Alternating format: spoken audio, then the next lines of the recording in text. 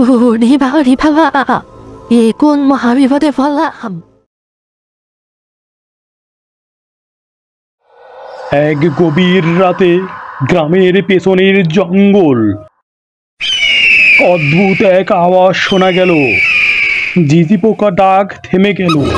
বাতাস যেন ভারী হয়ে উঠছে।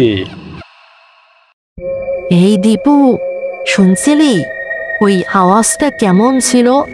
মনে হচ্ছে কেউ গাছের উপর হাঁটছে। দূরো বোকা, এটা তোর কল্পনা। চল তাড়াতাড়ি বাড়ি চল, রাত বেশি হয়ে গেছে।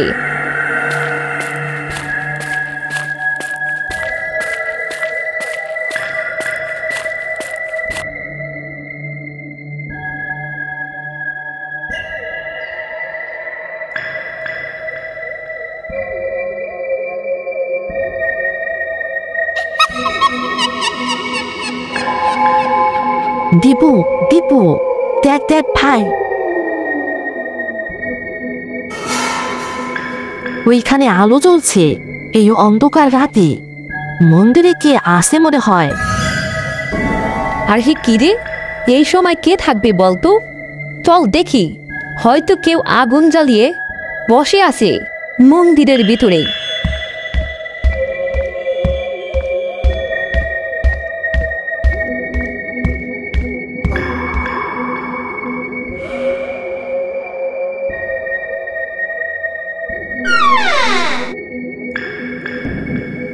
ওরে বাবারে বাবা, দীপু, দরজাটা কে বন্ধ করলো?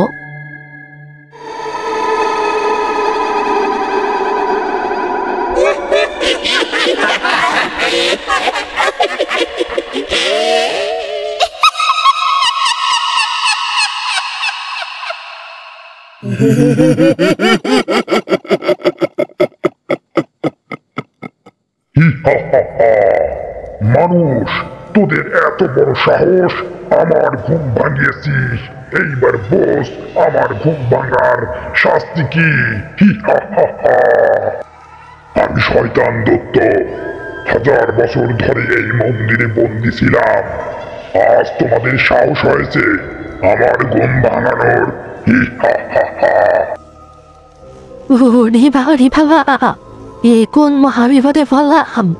আমরা কিছু করিনি, আমরা শুধু পথ হারিয়েছি। দয়া করে আমাদের ছেড়ে দিন দত্ত মশাই। না, এখন তোমরা আমার বন্দী। তোমাদের আত্মা দিয়ে আমি আমার হারানো শক্তি ফিরে পাবো। রবি, ভয় পাইস না বন্ধু আমার। মনে আছে দাদু মশাইয়ের কথা? এই মন্দিরে নাকি একটা তাবিজ আছে যা শয়তানকে থামাতে পারবে। দীপু, সত্যি কথা বলছিস? আমার তো মনেই ছিল না ভয়ে। হ্যাঁ, তাবিজটা দেবীর মূর্তির নিচে লুকানো ছিল। চল তো ভাই, তাড়াতাড়ি খুঁজে বের করি। তোমরা মানুষ আমাকে থামাতে পারবে না, আমি অনেক শক্তিশালী। রবি ভাই আমার, এই তো তাবিজটা এইখানে পেয়েছি।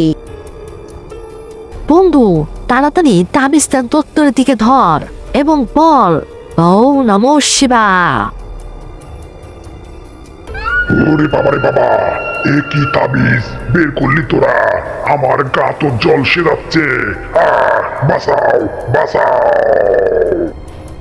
দীপু ভাই, ওটা কি সত্যি শেষ হয়ে গেল নাকি আবারও ফিরে আসবে? আরে ভাই, দৈত্য কখনো মরে না।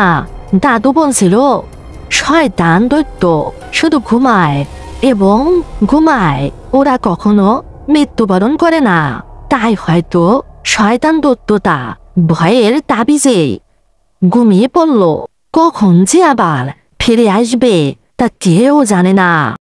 হয়তো সেই মন্দির আজও দাঁড়িয়ে আছে সেই অজেনা জায়গায়, আর শয়তান দৈত্য নতুন কারোর জন্য অপেক্ষা করছে সেই মন্দিরের পিছনে।